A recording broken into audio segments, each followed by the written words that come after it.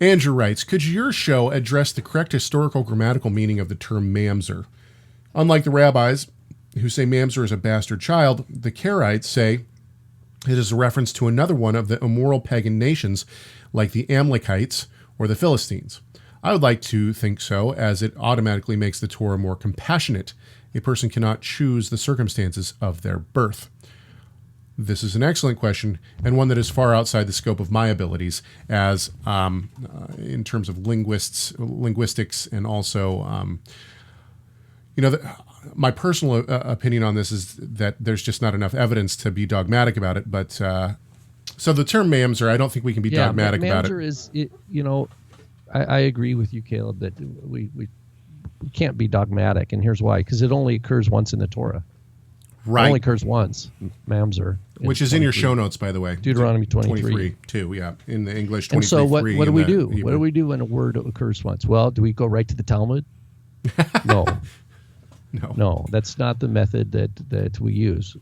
We can certainly, as part of the research, you can see what the Talmud has to say, but that's not the go-to.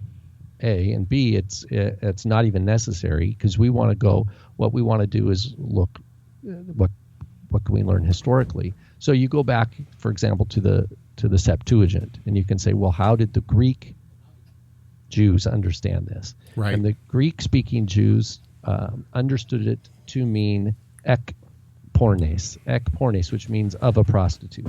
Right. So that's one place to get a picture, and that's really the deal. It is true that the rabbis will say, I think the rabbis take a different angle, that it's a illegitimate birth, right? That it's but again, they're building an interpretation that's from a later era than what we have here. So, but the Torah talks about children of certain people not being able to be part of the ecclesia, or of the at least of the temple service, right? So the Amalekites, right, are not allowed to be a part, even to the 10th generation. Are not allowed into the congregation, right?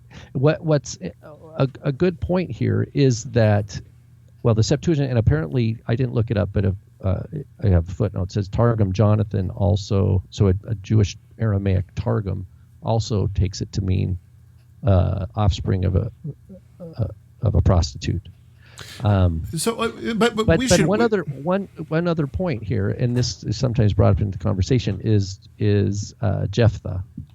Yep, Peter just brought it up in the in Judges. Oh, good, Peter, good on you, Peter, because he was a son of a prostitute. Right. It says he was a son of a zonah, of a harlot, and so if he's the son of a harlot, what happens? Well, you can see he gets sent away basically until they realize they need his military skills, and then they get we like you enough to fight.